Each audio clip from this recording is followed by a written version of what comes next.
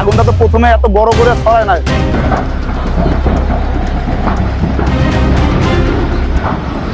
টাকার পরিমাণ ক্ষয়ক্ষতি বা আপনি আমার যে ফার্মাসিউটিক্যাল গুডাউনে মালামাল ছিল, আমি বৃহস্পতিবারে ট্রাই করছি ডেলিভারি করতে, কিন্তু করতে পারি নাই। ভাবছি রোববারে করব। প্রায় আমার $৭৫,০০০ ফার্মাসিউটিক্যাল মালামাল ছিল। এদিকে বাংলাদেশের অন্তর্বর্তীকালীন সরকার ডক্টর মোহাম্মদ ইউনুস আসার পর দেশে একের পর এক দুর্ঘটনা ঘটেই যাচ্ছে। এবার বাংলাদেশে এয়ারলাইন্স শাহজালাল বিমানবন্দরে ভয়াবহ আগুন দেখা গিয়েছে। এটা কি পরিকল্পিত আগুন লাগিয়ে দেওয়া হয়েছে নাকি অটোমেটিক আগুন লেগেছে, এমন প্রশ্ন এবার ঘুরপাক খাচ্ছে সাধারণ জনগণের মাঝে। এই শাহজালাল আন্তর্জাতিক বিমানবন্দর যে আগুনের লেলিহায় হাজারো প্রবাসীর স্বপ্ন এক নিমিষে সেই চুরমার হয়েছে, এর দায় এবার কে নিবে আপনারাই বলেন। দেশ তো স্বাধীন হয়েছে যে ছাত্ররা এই দেশ স্বাধীন করে আজ বড় মাপের রাজনৈতিক দল ঘোষণা দিয়ে একের পর এক কেউ বিয়ে করছে, কেউ আবার সন্তানের বাবা হচ্ছে। কিন্তু এই দেশের সাধারণ মানুষ কতটা সুখে আছে এই অন্তর্বর্তীকালীন সরকার আসার পর থেকে তা তো এবার মিডিয়া ঘুরে দেখা যাচ্ছে।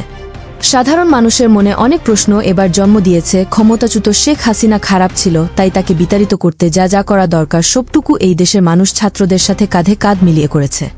কিন্তু এখন এই অন্তর্বর্তীকালীন সরকার আসার পর থেকেই দেশে একের পর এক দুর্ঘটনা ঘটেই যাচ্ছে, এবং যে ছাত্রদের কথায় এই অন্তর্বর্তীকালীন সরকারকে মহামূল্যবান চেয়ারে দায়িত্ব দেওয়া হয়েছে।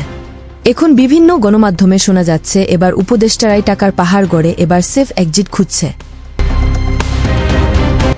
এই বিমানবন্দরে ভয়াবহ আগুনে যে ক্ষয়ক্ষতি হয়েছে তার কথা শুনলে আপনার মাথা ঘুরে যেতে পারে। টাকার পরিমাণ ক্ষয়ক্ষতি বা আপনি আমার যে ফার্মাসিউটিক্যাল গুডাউনে মালামাল ছিল, আমি বৃহস্পতিবারে ট্রাই করছি ডেলিভারি করতে, কিন্তু করতে পারি নাই। ভাবছি রোববারে করব। প্রায় আমার $৭৫,০০০ ফার্মাসিউটিক্যাল মালামাল ছিল পুরো ফার্মা গুডাউনে। এখন তো পুরো কেমিক্যাল গুডাউন, যেটা ফার্মাসিউটিক্যাল গুডাউন বলে, পুরোটাই পুরো শেষ। শুধু আমার নয়, বাংলাদেশের যত ফার্মাসিউটিক্যাল ইন্ডাস্ট্রি আছে, ফার্মাসিউটিক্যাল ইন্ডাস্ট্রি এবং গার্মেন্টস ইন্ডাস্ট্রি এবং কমার্শিয়াল ইম্পোর্টার যারা ছিল, তাদের প্রচুর পরিমাণে মালামাল। এত কিছু শোনার পর এই বিমানবন্দরে ভয়াবহ দুর্ঘটনা ছিল নাকি এটি পরিকল্পিতভাবে করা হয়েছে? এই বিষয়ে আপনাদের মূল্যবান মতামত আমাদেরকে কমেন্ট করে জানিয়ে দিতে পারেন। এছাড়াও এই বিমানবন্দরে ভয়াবহ আগুনে যে ক্ষয়ক্ষতি হয়েছে এর দায় এবার কে নিবে, এটি এবার বড় প্রশ্ন সোশ্যাল মিডিয়ায় ছড়িয়ে পড়েছে।